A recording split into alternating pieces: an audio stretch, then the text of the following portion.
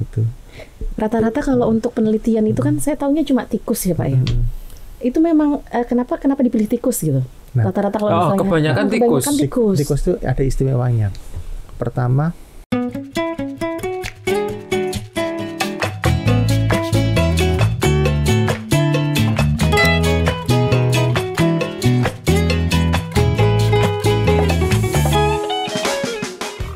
Assalamualaikum warahmatullahi wabarakatuh.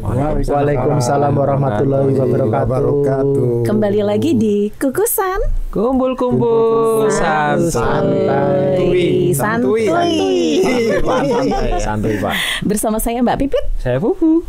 Kali ini Kukusan kedatangan tamu dari mana Mas Fu? Dari KEPK. KEPK biasanya kukusan itu kumpul-kumpul santuy, ini agak sedikit ngeri. Kayaknya serius.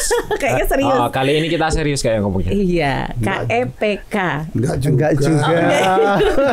KEPK berarti bukan hal yang serius. Bukan. Oke. Tapi bisa dibuat serius. Oh gitu, Tapi Pak. bisa dibuat serius. Bisa. Tergantung sikon berarti. Iya, betul. Tapi sebelum lebih lanjut, Ya. memperkenalkan diri dulu Pak. Baik, silakan. Dari Pak Agus dulu. Pak Agus Pak Agus kemarin sudah. Sekjen, oh ya. Kayak kemarin ikut itu artis senam kan Pak Agus. Oh iya. Tapi saya sudah podcast juga. Iya, podcast Mas juga kemarin. pernah. Oh iya, saya nggak ikut Pak, jadi saya nggak. Bagus. Iya sama Pak Aji ya. Iya, Pak Aji. Iya, Mbak Diana. berarti udah Oke, berapa oke. kali Pak? Udah yang Sekarang yang kedua ini. Sekarang yang Oh, kedua. yang kedua. Langsung aja sekarang Bapak. Ya. Saya Idistiobroto dari KPK. Dari KEPK. Ya, Dari ya, Poltekkes, dari Pak. Poltekkes Kemenkes Jakarta. Kemudian saya adalah sebagai dokter hewan. Jadi di sini kebetulan di KEPK itu sudah awal berdirinya dari zamannya Prof Luki dulu. Itu karena waktu itu untuk KEPK memang harus ada unsur dari dokter hewan. Kenapa KEPK? KEPK kan Komite Etik Penelitian Kesehatan. Dulu ada disebut dengan komisi etik penelitian kesehatan. Nah, kenapa ada dokter hewan? Karena penelitian yang menggunakan subjek manusia maupun menggunakan hewan coba harus ada etiknya. Oh, Itu loh seriusnya tuh. seriusnya di seriusnya di situ. situ. Aduh. Saya udah bingung nih Pak. Soalnya berat ya kan? Ya, nggak juga lah. Penelitian. Oke, berarti awal mulanya didirikan KEPK itu karena untuk penelitian. Oh iya, Tujuan utamanya. bukan. Jadi kaitannya ya untuk penelitian betul ya. Yang jelas kalau penelitian mau dipublish sekarang ini, Iya. ini harus lolos etik. Jadi kalau sampai penelitian sudah terlanjur berjalan, kemudian dia tidak ada etik, maka dia akan ditolak oleh oleh vendornya. Oke. Kalau Pak Aidi sendiri di Komisi Etik sebagai apa? Sementara ini ketua, tapi udah selesai nih. Udah selesai. Kan udah 2 tahun, jadi sudah hampir 3 tahun ya. Jadi ini udah terakhir. Jadi ini pertama dan terakhir ketemu. Pertama dan terakhir. Kalau Pak Agus sendiri, Pak Agus di KEPK? Saya di KEPK kebetulan diberi amanah sebagai sekretaris ya. Sekretaris dari KEPK, jadi komisi etik penelitian kesehatan gitu. Ya. Ini lingkup penelitiannya hanya Poltekkes Jogja saja atau memang Oh tidak, Di luar Poltekkes. nasional. Oh, nasional? Berarti dari luar Ya, bisa dari ujung. istilahnya mereview gitu ya? Iya. Ya, kalau KEPK kita itu kan memang mereview satu protokol, jadi bukan proposal. Jadi memang proposal nanti dibuat satu protokol, dibuat suatu ringkasan. Apakah ini ada isu etiknya atau tidak? Misalnya satu contoh, misalnya kita pakai ibu hamil, nah itu kan isu etik.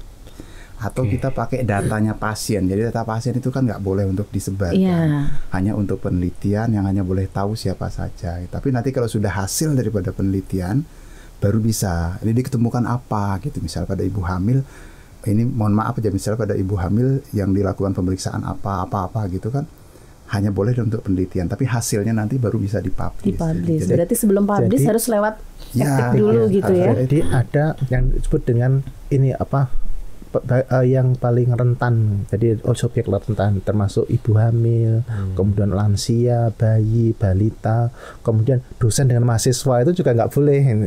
Misalkan penelitian dosen melibatkan mahasiswa, mau nggak mau harus ikut, itu nggak boleh juga, itu kan pelanggaran etik. Oke. Berarti tugas pokoknya mereview itu tadi ya. Iya, Ya, protokol. salah satunya mereview. Salah duanya, salah dua. Salah satunya itu mereview. Yang kedua itu menyetujui apakah ini memang layak atau tidak. Oh gitu. Ada juga yang memang kita tolak karena memang tidak bisa direview, ya kita tolak gitu. Kalau ditolak itu dikembalikan untuk diperbarui atau memang benar-benar cut? Oh, ada Nggak dua bisa. kemungkinan. Kalau prinsip itu berarti tidak dapat. Tapi kalau misalkan dia penelitian uji klinis, padahal untuk Poltekkes kan bukan untuk uji klinis, itu tidak bisa. Otomatis disarankan untuk di komisi etik yang menangani yang uji klinis ya. Kalau di KEPK itu anggotanya ada berapa, Pak? Ganjil ada 18. Oh, 18. 19 dan ketua. Sebenarnya kita memiliki reviewer banyak ya. Cuman ya itu karena rata-rata kan reviewernya dari dosen. Jadi kesibukan dosen itu kadang-kadang memang tidak bisa gitu untuk mereview, padahal kita bisa mereview sebenarnya tidak di kesibukan, bisa di sela-sela itu gitu misalnya. Oke. Cuman karena kesibukan itu ya yang aktif hanya sekitar 18-an dari hampir 40-an orang. Oh, dari 40. Yang punya Oh iya, sertifikat. yang 40. Oh, gitu. Ya, sertifikat. Bersertifikat Bersertifikat, wajib. Iya. Wajib Oh, bersertifikat. gitu. Yang namanya sertifikatnya adalah Etik dasar EDL, lanjut. Etik dasar lanjut. Itu yang mengeluarkan sertifikat dari mana, Pak? Dari KEPKN. Oh, dari KEPK nasional ya. Nasional. Berarti kayak pelatihan gitu atau? Iya. Betul, ada pelatihan 3 hari.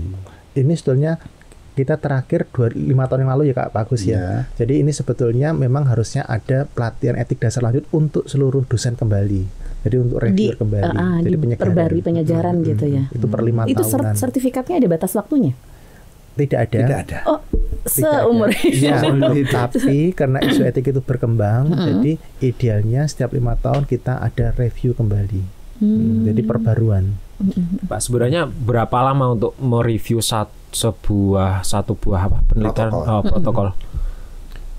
Tergantung jenisnya. Kalau misalnya dia uji klinis agak lama. Misalnya uji klinis itu di sini kan kebetulan KPK kita tidak bisa uji klinis. Misalnya mau menguji sesuatu bahan dijadikan satu obat. Nah itu kan prosesnya lama. Itu nggak bisa di KPK kita. Karena memang KPK kita tidak memiliki ahlinya di bidang itu. Kelat Litbangkes itu.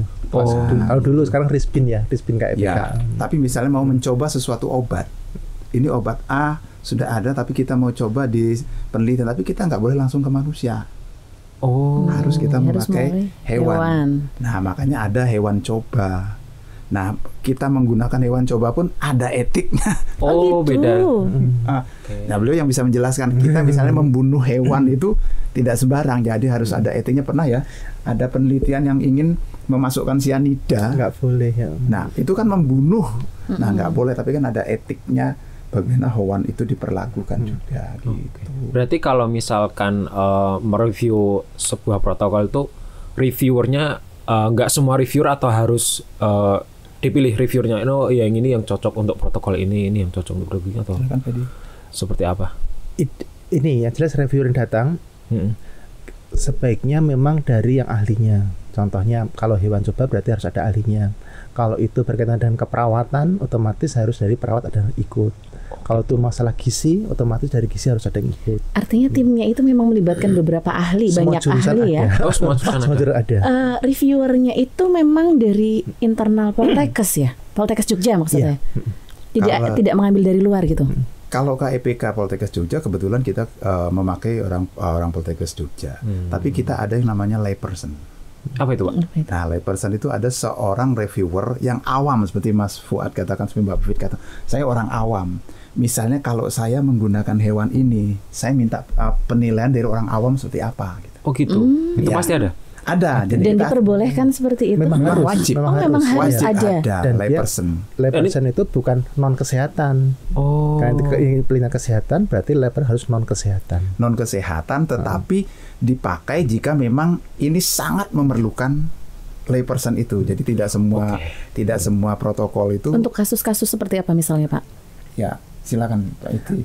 Kasus-kasus ya tadi misalkan ibu hamil tadi bisa juga ibu hamil misalkan dia ada uji kualitatif. Dia menanyakan sesuatu, kuesionernya harus diturunan kuesioner.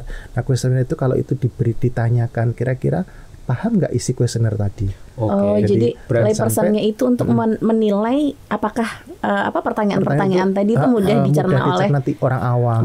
Oke, berarti layperson itu misalnya untuk ibu hamil. Berarti laypersonnya adalah wanita gitu ya, Pak. Nggak bisa laki-laki. Bisa bapak suaminya. Bapak hamil. Suaminya. Berarti nggak harus berhubungan langsung dengan. Bukan. Jadi dia ini Mas tergantung kuesionernya. Jadi kayak hanya memahami kalimat gitu ya. Iya, apakah ini bisa diterima? Bisa dijawab, bisa dipahami sama calon respondennya gitu ya. Dia akan jawab sesuai atau dia kira-kira tersinggung nggak? Jadi penelitian kualitatif itu kadang-kala kok kan hanya bertanya. Tapi pertanyaan itu berbahaya atau tidak ada, nah itu juga harus ada etiknya juga, jangan sampai butuh orang psikologi juga ya biar seorang layperson juga harus ada sertifikat. Oh gitu, Pak. Ya, makanya nggak bisa sembarangan ya. Jadi makanya kita kan mencari itu, kalau bisa kita latih. Kalau saya pengen jadi layperson gitu bisa. Nggak ada syarat. Etik dasar lanjut. Nah itu nanti kita ikutkan etik dasar lanjut biar paham. Jadi yang namanya protokol itu ada nanti dari A sampai ke Z. Nah, seorang layperson juga harus memahami yang namanya isu etik itu apa, gitu. Terus yang namanya informed consent itu apa? Misalnya satu contoh, ini informed consent itu kan persetujuan. Misalnya kalau anak-anak. Nah, anak-anak usia berapa dia kan belum bisa untuk memberikan satu persetujuan, sehingga yang harus memberikan persetujuan kan orang tuanya, yang karena dia anak itu mau dipakai untuk penelitian. Gitu. Sehingga layperson juga harus begitu. Makanya layperson itu kita latih. Misalnya kita pernah punya layperson di sini, Mbak Andika. Nah, beliau juga punya. Dulu dari STPN juga ada. Dari STPN pernah ada. Nah, kita juga latih. Dari Pak RW ini pernah. Gitu. Ya. Berarti laypersonnya tidak harus dari orang Poltekkes Jogja ya? Tidak harus, bisa prinsip dari mana bukan aja. orang kesehatan. Oh, prinsip malah bukan orang kesehatan. Nah, kalau orang kesehatan udah tahu. Nanti nggak kalau pada orang awam lah jadi nggak sesuai. Oke. Jadi biar bisa dipahami juga oleh orang awam. Ini bahasanya bahasa medis, tapi orang awam makanya kan kita latih menjadi ikut di dalam etik dasar lanjut itu, sehingga memiliki sertifikat memahami bahasa-bahasa yang memang dipakai untuk penelitian. Tapi kalau bahasa kesehatan sih orang awam juga tahu ya. Oh, ini penyakit misalnya tipes, ya sudah tahu tipes. Ini penyakit demam berdarah udah tahu gitu. Tapi kan ada di dalam komisi etik atau etik penelitian itu ada bahasa-bahasa yang memang ya khusus untuk etik gitu. Oke. Kalau KIPK Poltekkes Jogja sendiri sejak kapan, Pak? 2004 berarti baru 2004 awal itu baru konsep 8, kemudian 2012 ya Kak, 2012 itu baru definitif ada komisi etik. Definitifnya 2012. Nah, dulu yang menjabat itu pernah Prof Luki belum. Jadi Pak Abidillah Mursid, kemudian karena waktu itu direktur tidak boleh jadi ketua KIPK. Kemudian Pak Joko Susilo, kemudian Putri Siswati, Pak Margono pernah. Ketua etik pernah ya? Pernah, Pak. Kemudian Putri Siswati, kemudian saya. Transisi dari Pak Joko sebagai wadir dan direktur. Jadi sama masih wadir Pak Joko, begitu Pak Joko menjadi direktur langsung. Transisi ke Pak Margono. Dan komisi etik itu harus lepas dari jabatan struktural. Jadi otomatis waktu itu kepimpinan buruk Prof Luki yang otomatis harus diganti. Kemudian waktu Pak Abdullah juga harus diganti, Pak Joko diganti, kemudian yang Pak Margono karena dia di SPI otomatis juga diganti, kemudian Putri Siswati yang jadi pimpinan. Maksimal berapa tahun menjabat itu, Pak? Nggak ada batasan. Satu periode. Jadi sebenarnya sebetulnya itu setiap tahun tuh kita pergantian terus. Oh gitu. Pergantian terus. Tapi dipilih ulang. Terutama pada reviewer itu kan selalu bolak ganti. Ada yang tipe kan ganti-ganti terus. Satu periodenya terhitung 4 tahun atau 2 tahun? Kalau ketuanya kan kita mengikuti periode direktur ya. Tapi kalau misalnya reviewernya ya setiap tahun berganti-ganti. Kalau memang ada pelatihannya. Tapi selama ini kita memang belum mengadakan pelatihan. Cuman yang kita harapkan dari reviewer walaupun tidak ada pelatihan, mengikuti misalnya ada seminar-seminar tentang etik penelitian. Nah itu kan banyak. Gitu misalnya ada hewan coba lagi, ada isu-isu etik terbaru gitu apa gitu. untuk jadi reviewer ini ada syaratnya mungkin Pak? Sertifikat itu tadi Sertifikat tadi harus itu. wajib punya. Ya. Dasar apa tadi Pak? Dasar Etik Etik dasar lanjut, ya itu mengikuti pelatihan itu. Hanya itu saja sudah bisa jadi bisa menjadi reviewer. reviewer. Jadi tidak harus lektor, asisten ahli, lektor kepala gitu enggak ya? Jadi syarat seorang dosennya itu nggak diharapkan. Ya silahkan aja kalau dia memiliki etik dasar lanjut dan dia sangat konsen di Kesehatan. di penelitian Iya. atau di etik penelitian, nggak Oke. apa-apa kita terima. Artinya PLP itu juga tidak menutup kemungkinan bahwa Boleh. PLP itu ketika punya Bisa. oke. Boleh. Karena kan saya taunya SK-nya itu rata-rata sebagian besar dosen gitu. Karena yang memang mendaftar kebanyakan dosen. Oh, I see. Iya. Itu memang sudah pernah dibuka. Maksudnya diinformasikan ke. Sudah. Oke. Jadi memang idealnya setiap tahun tuh harus ada pelatihan etik dasar lanjut untuk penyegaran kembali. Ini bisa diusulin di Pusbangdiklat itu, Pak. Ya itu. Yang kita lakukan apa ya? Ya kita sarankan untuk mengikuti seminar-seminar gratis aja Oke. untuk meningkatkan pengetahuannya gitu. Sebenarnya kan Supaya memang tidak harus lupa. Supaya lupa. Saya nggak lupa. Yang Jadi penting sebenarnya kan sudah memang- punya sertifikat dasarnya, terus ke depannya Ya. ikut Sebenarnya kan tidak penyegaran-penyegaran. hanya itu aja. Ada yang disebut dengan Good Clinical GCP. GCP ya, itu lebih lanjut lagi, tidak hanya EDL saja. Gitu. Tapi karena memang kalau kita ngikuti sendiri biayanya kan mahal. Oke. Nah, jadi harus. Tapi kalau EDL itu kan nggak mahal, jadi memang bisa diikuti. Kalau seperti saya kemarin kan tahun 2015 memang dibiayai oleh Poltekkes karena Poltekkes baru mencanangkan sebagai di dunia kesehatan ya, selain UGM, jadi Poltekkes itu yang pertama di Jogja. KEPK-nya. Hanya. Oh, keren. Dan Infonya aplikasinya juga. sekarang aplikasinya Poltekkes Jogja sampai sekarang berkembang ke seluruh Indonesia. Orang-orang kadang-kadang bukan orang-orang ya dari beberapa perguruan tinggi studi bandingnya bukan studi banding apa ya? Kaji tiru ya. Kaji tirunya ke sini ya. Jogja. Oh, oke, Cuman kan oke. kita jelaskan bahwa KEPK di mana-mana sama, hanya kita perdalam terkait dengan SIM EPK namanya. Kalau dahulu kan kita manual sampai penuh begitu ya. Map-map merah. Map-map merah itu. Nah dulu waktu di ruangannya Penuh. sebelah itu. Nah kalau sekarang kan sudah mainnya apa namanya Aplikasi. digital, Aplikasi. Iya. aplikasi. Sudah. Tapi memang SIM EPK-nya itu dikembangkan oleh Poltekkes Jogja infonya kan ya. Iya, iya. Ya. Itu digunakan memang di seluruh nasional. Jadi Yang kayak- SIM EPK pertama itu 300 user pakai KEPK se-Indonesia. Yang jadi semua itu, KEPK itu memang menggunakan. Iya, iya. Oke. Tapi tidak Keren wajib, loh. tidak wajib. Iya. Jadi kalau mereka udah punya pengembangan sendiri, tidak apa-apa. Dipersilahkan gitu. Tapi dia harus tetap mendaftar di KEPKN. Jadi sekarang itu sistemnya semua harus terdaftar di KEPKN semua. Oke. Kemudian dari sana baru nanti boleh untuk di lisensi. Nah, jadi ada akreditasi juga di KEPK. Terkait SIM-nya itu, SIM Iya. EPK-nya itu. Jadi untuk akreditasi itu ada 3 tipe. Bukan ada ABC, tapi ABC itu bukan berarti Grade. lebih Bukan B, grade ya. bukan. Jadi hanya ada terakreditasi atau tidak.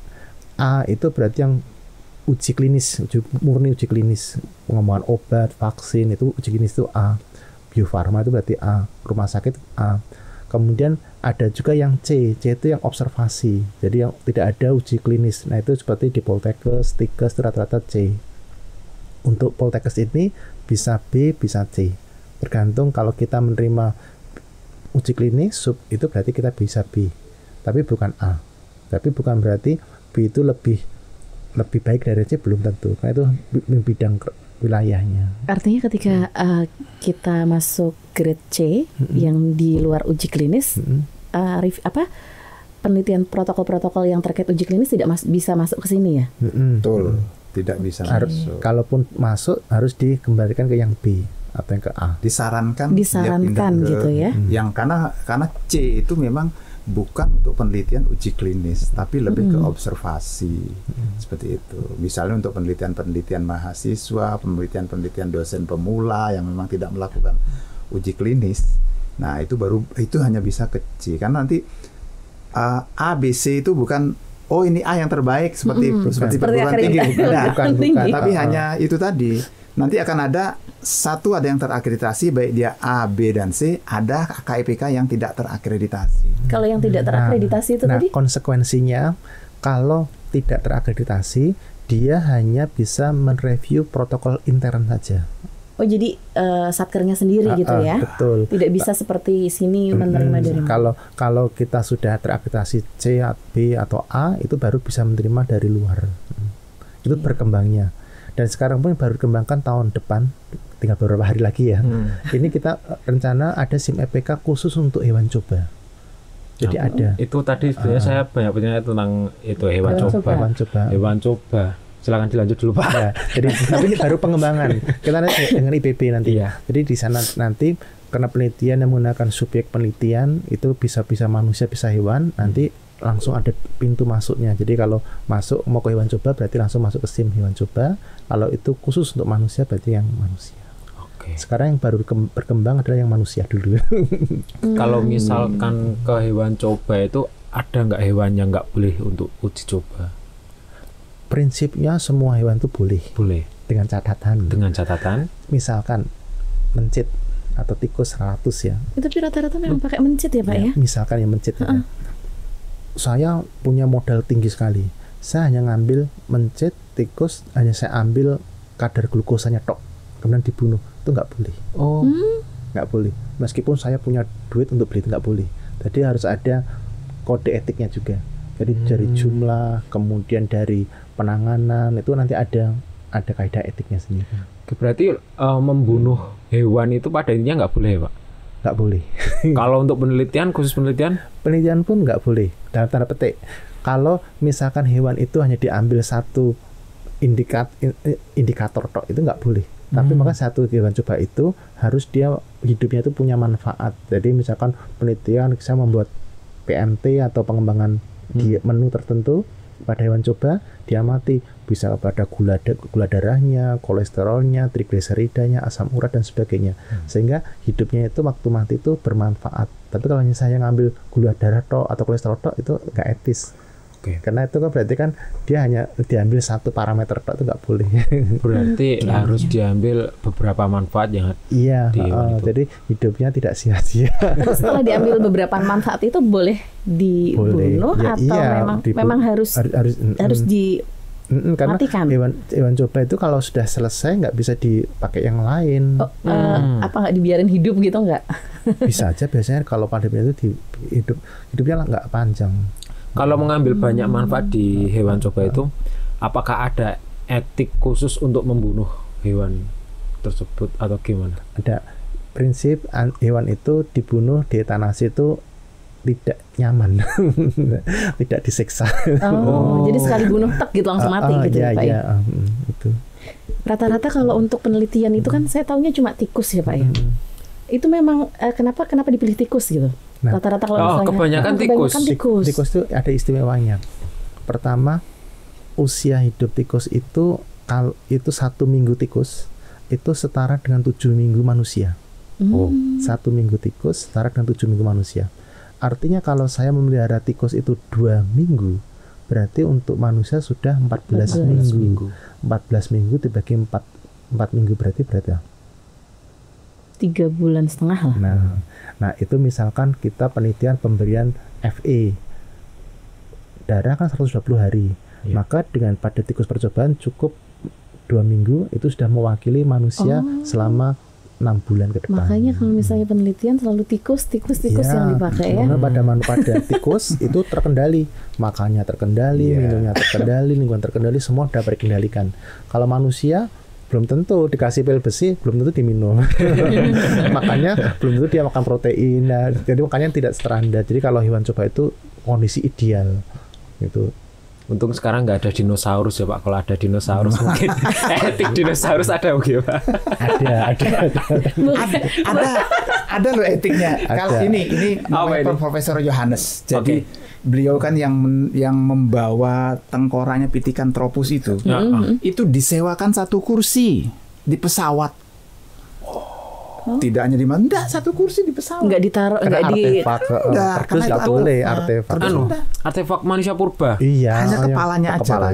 Tengkoraknya itu dibawa ke UGM. Jadi disewakan di satu kursi pesawat loh. Berarti kan dan benar-benar enggak dikantongin, enggak di kantong. Sekarang enggak boleh di kardus. Maksudnya mungkin tapi tidak boleh di bagasi ya. Iya, maksudku itu enggak di kargo atau enggak.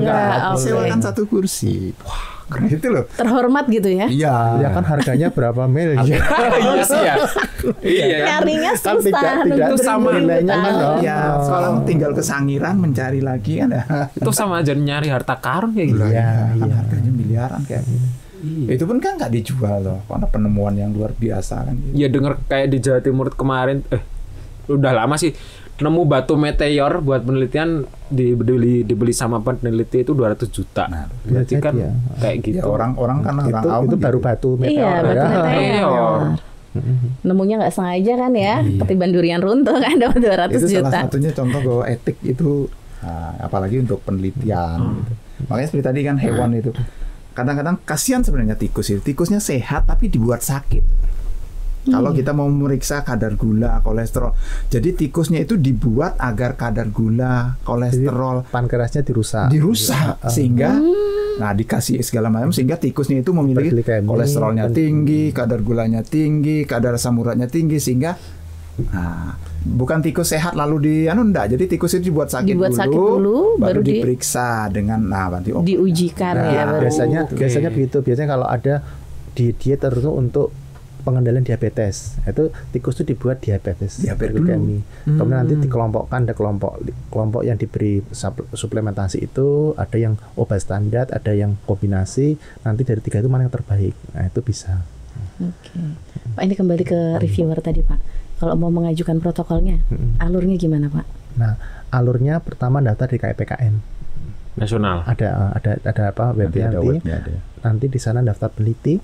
Nah, yang utama harus menyiapkan KTP, kemudian nomor HP, kemudian email yang aktif. Nih, jadi nggak boleh titip, nggak boleh.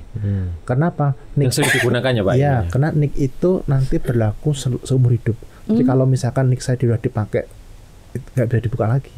Nggak bisa dipakai lagi ya? Jadi nggak bisa. Jadi hanya bisa untuk harus 1 kali registrasi. mengajukan lagi. Nggak bisa. Tetap nggak bisa? Harus mengajukan penghapusan. Penghapusan dulu baru ngajuin lagi. Jadi kalau saya sudah punya ID peneliti, otomatis saya bisa setiap kali masuk pakai ID peneliti itu. Itu di KIPKN. Nah, nanti setelah dapat username sama password, nanti masuk ke KIPK yang mau dituju. Misalnya ke KIPK Poltekkes Jogja, berarti KIPK Poltekkes Jogja ICD. Nah, itu otomatis nanti masuk ke pendaftar peneliti di KIPK Jogja. Nanti kalau di Semarang berarti yang KIPK Poltekkes Semarang. Bisa dibuat di beberapa Poltekkes ya? Bisa. Satu ID bisa untuk seluruh Indonesia. nasional berarti. Ya, jadi misalnya saya punya ID peneliti, saya bisa mendaftar di Unisa, saya bisa mendaftar di Aceh, saya bisa mendaftar di Papua yang memiliki KIPK. Tapi dia memiliki KIPK, tapi belum terdaftar di KIPKN, ya nggak bisa. Tapi itu KIPKN yang memang sudah terdaftar di KIPK yang sudah terdaftar di KIPKN. Sehingga ID saya mau daftar dimanapun Bisa. Misalnya saya mau uji klinis, tapi di Poltekkes Jogja kan nggak ada. Mau tidak mau saya harus mendaftar ke KIPK-nya UGM misalnya begitu. Termasuk tarifnya mengikuti KIPK yang mau dituju. Oh, jadi untuk tarif bisa disesuaikan dengan satker masing-masing. Iya, Maksudnya iya. antara Kalau kita KIPK yang satu dan kita yang lain pasti Permenkes, beda. jadi ya sudah paling murah. Kita KIPK paling murah. Oh, paling gitu. murah. Paling murah.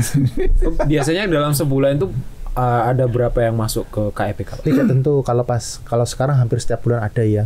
Jadi biasanya kalau setahun itu hampir 700 sampai hampir 1000 yang 2020 1000. Protokol. Khusus untuk Poltekkes Jogja ya. Nah, kemarin memang sebetulnya standarnya itu 28 hari kerja itu selesai. Cuman ada yang lebih dari 1 bulan itu bisa terjadi. Biasanya dia sudah dapat perbaikan tapi tidak segera dikembalikan. Nah itu tadi yang alur tadi Pak. Ya, Jadi sebelum sampai ke situ kan tadi daftar dulu tuh. Nah, Terus setelah daftar, kemudian masukin dia masukkan protokol tuh nanti masukkan protokol, nanti dari slumot dimasukkan, kemudian otomatis nanti langsung kirim. Nah itu jangan lupa dikirim. Setelah masukkan protokol, kemudian ditulis assessment dulu ya. Assessment itu sering kali lupa, kemudian dikirim. Otomatis sudah masuk ke dashboard KIPK Jogja. Baru setelah itu baru dari masuk, kemudian oleh sekretaris akan di-review, kemudian kita nanti bagi dia SMT, SPDT atau full board itu nanti sesuai dengan dari sekretaris nanti akan memasukkan ke situ, nanti para reviewer itu sudah harus ngeklik. yang nentuin protokol ini masuk ke reviewer ini, reviewer ini itu siapa? Belum, masih terbuka. Terbuka. Jadi saya reviewer, terus bisa Pak Mariana reviewer, siapapun reviewer, silakan melihat di situ. Ini sesuai enggak dengan saya? Kalau sesuai dengan saya bisa diklik. Ataupun walaupun tidak sesuai, tetapi ini kayaknya nggak terlalu mengarahkan, bisa kita ngeklik. Kita klik, misalnya saya ngeklik, saya review di situ. Saya lihat protokolnya, judulnya apa, isu etiknya apa, terus sampai terakhir dah. Tapi satu protokol itu harus direview oleh 3 reviewer minimal. Ketika belum 3 reviewer masih bisa diklik dengan oleh reviewer lain. Tapi bisa. Ketika sudah 3 sudah tidak bisa diklik lagi. Bisa. Tetap masih bisa. Maksimal berapa reviewer, Pak? Oh, bisa 5, bisa lebih. Minimal 3. Nah, itu fungsinya untuk ketua menentukan ini exempted atau expedited. Kalau misalkan 2 orang bebas, yang satu ini perlu ditelaah lanjut, nah tinggal kita menentukan lanjut itu siapa. Oh, ternyata dia memang expert di bidangnya, ya kita telaah lanjut. Tapi kalau itu ternyata nggak prinsip, berarti kita tetap bebas. Apa yang dikatakan tadi? Exempted, expedited. Jadi itu sudah menentukan, oh ini tidak perlu lagi atau tidak beresiko, expedited protokolnya. Ya, berarti bisa aman, langsung keluar. ya? Aman. Okay. Nanti sudah dikatakan layak etik gitu, tapi sudah melalui 3 orang reviewer. Tapi kalau ini ternyata ini perlu full board gitu. Ada yang namanya keputusan full board. Setelah direview, 2 orang menyatakan ini aman, tapi 1 orang mengatakan ini perlu full board. Full board itu kita panggil penelitinya, nah kita duduk bersama, kita tanya menjelaskan kenapa kita harus gitu. Oh, ini ternyata misalnya pernah ada daun ungu untuk mencegah infeksi, bunga ungu untuk mencegah infeksi gitu. Kandungan yang paling itu apa? Karena memang tidak dijelaskan di dalam protokol. Nah, itu kan perlu uji klinis tuh. Nah, gitu salah satunya. Contoh gitu perlu yang full board. Kalau misalkan protokolnya udah disetujui, itu KEPK memberikan apa? Sertifikat bentuknya atau memang cuman checklist disetujui gitu aja? Bukan, sebenarnya ada surat keterangan etik, lolos etik ya. Oh, gitu. Nanti. Itu bisa langsung. Sekarang SIM EPK ini peneliti bisa setiap waktu ngecek, oh saya udah direview, oh ini baru sampai di sini, baru sini bisa diketahui. Oh, bisa. Jadi langsung bisa monitor langsung. Surat keterangan layak etik namanya. Berarti kalau nanti sampai sudah keluar EC tinggal download. Kalau yang lama-lama itu tadi kenapa, Pak? Yang keluar-keluar. Jadi bolak-balik gitu ya. Sudah di review, sudah disuruh memberi masukan, tapi nggak segera dikirim balik. Otomatis, atau dia malah membuat masukan lagi. Berarti di dalam menu reviewer itu nanti ada kayak keputusan dia sudah layak, perlu dikaji ulang atau ada yang perlu direvisi gitu ya. Oke. Maksimal berapa kali tuh, Pak? Bolak-balik kayak gitu? Apa sampai dengan biasanya 2-3 kali udah selesai. Oh, 2-3 kali udah selesai. Tapi kan nggak banyak sih yang direvisi. Kira-kira apa yang perlu direvisi? Kadang-kadang kan ada begini. Ada kompensasi gitu. Kompensasi itu kan wajib diberikan kepada responden. Responden wajib. Karena apa? Kita sudah menggunakan waktunya beliau, para responden itu. Nah, itu dalam keputusan etik itu memang wajib itu diberikan dalam etik. Itu salah satu contohnya. Kadang-kadang tidak memberikan itu, tidak menulis itu. Makanya kita kembalikan, dia menulis sudah balik lagi. Atau ada yang lain misalnya kemanfaatannya apa? Ini kalau kemanfaatan lokal sudah, tapi kan ada yang minta kemanfaatan untuk wilayah gitu. Nah, kadang-kadang kan nggak menuliskan. Nah, kita minta untuk menuliskan. Kaitan dengan pemberian tadi, tidak boleh juga iming-iming. Iming-iming gimana, Pak? Misalkan dikasih bujukan, ini uangnya banyak, akibatnya orang itu mau diambil darahnya karena diberi uang banyak, itu nggak boleh. Atau dia dikasih uang itu banyak sehingga dia peneliti itu bujukan. Jadi responden itu ikut karena uangnya, bukan karena ikut. Jadi nggak boleh berlebihan juga. Berarti KEPK ini tidak hanya menilai dari protokolnya, tapi juga manfaatnya apa, dan apa itu tadi yang termasuk bujukan, termasuk ini peneliti misalkan D3, peneliti kok sampai 5 juta 10 juta itu nggak boleh. Tadi juga tikus percobaan, kalau yang sampel itu bisa 7 juta, itu nggak boleh juga. Idealnya Pak, ada standarnya seperti itu. Dengan 7, tapi kalau itu dibagi 4 orang peneliti bersama, otomatis kan jatuhnya cuma 1,5-2 juta, itu baru boleh. Oh gitu. Jadi ada masuk S1 D3 kok sampai 10 juta. kan nggak boleh, nggak etis. Atau S1 itu melampaui, kan mereka belum saatnya itu. Artinya untuk penelitian di tingkat D3 biasanya idealnya kisaran sekian juta sampai sekian juta, seperti itu ada nilai etisnya. Ada. Oke. Tapi kan biasanya kalau D3 tergantung setiap kampus ya. Ada yang memang hanya laporan, ada yang memang penelitian. Kalau di sini kan di Poltekkes Jogja dari semua jurusan itu berbeda-beda. Ada yang penelitian hanya deskriptif, hanya memaparkan saja. Saya menemukan data, pemaparan sudah selesai. Tapi ada juga yang memang mencari hubungan sesuatu, misalnya hubungan pemberian vitamin E, hubungan pemberian vitamin E terhadap ini anemia gitu kan, bisa juga itu D3. Tergantung setiap jurusan beda-beda. Oke. Ya. Agak berat ini ya. Ini kok jadi serius banget toh? Jadi serius tuh. Jadi serius banget. Padahal biasanya kalau saya lihat itu cekak-cekak. Ini banyak serius, Pak. Ini soalnya ada etik-etiknya ya. Iya. Ntar nyekakak kita kena etika ya. Ya kalau di podcast kan gatal. Podcast kan kita menyampaikan sesuatu. Bisa ini Pak podcastnya dibikin etiknya Pak. Tapi memang sebetulnya etik itu harusnya di institusi itu harus ada komisi etik gitu, yaitu komisi etik untuk penelitian sendiri, komisi etik untuk mahasiswa, komisi etik untuk karyawan, CV tadi harusnya kan ada komisi etik itu. Memang harusnya ada lembaga sendiri. Kalau di perguruan tinggi lain itu suatu lembaga sendiri. Kalau kita kan hanya bagian kecil, tapi sebetulnya itu akreditasi juga 3 hari loh. Akreditasi juga 3 hari. KIPK 3 hari. Sudah akreditasi belum Pak? Belum. Baru mau akan ya, baru mau akan. Belum ada jadwalnya ya Pak ya? Belum. Tapi sudah sebetulnya dipersiapkan. Kemarin, tapi waktunya terlalu mendesak dengan kita nggak bisa. Oke. Tahun ini atau tahun depan? Tahun depan. Insya Allah awal tahun berarti ya? Ya kita baru mempersiapkan SOP-nya, kita mempersiapkan protokol-protokol yang memang mau direview oleh asesornya. Itu nanti ada simulasi micro teaching, kita waktu nge-review nanti ada asesor datang. Oke. Jadi 3 hari juga. 3 hari seperti akreditasi perguruan tinggi. Cuman tidak harus memindah-mindahkan kontainer. Dokumen apa? Karena dokumennya sudah ada di ini semua. Digital semua ya Pak ya. Semua.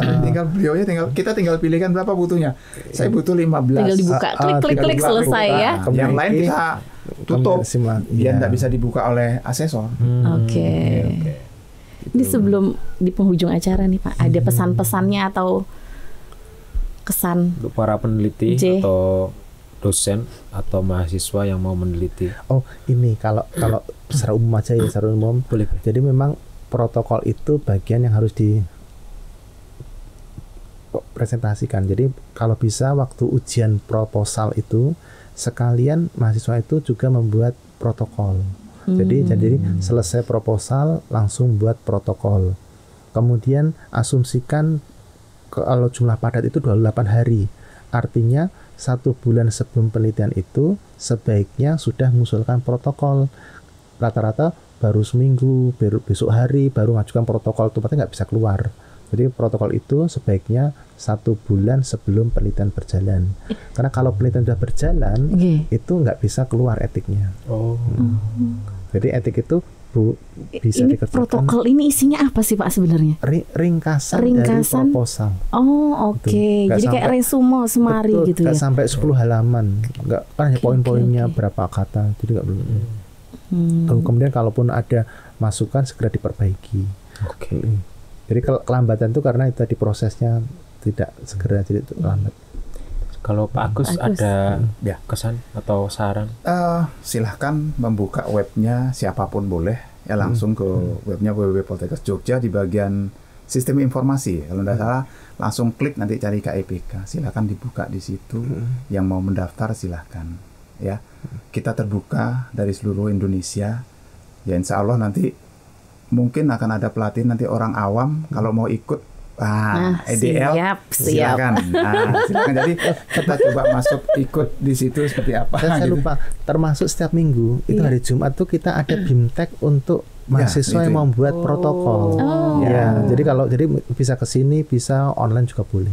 Ya. Jadi kalau misalkan banyak, Kadang-kadang tapi kan nggak terinfo ya Pak ya itu ya. memang nggak target. Jadi karena kita aja ya?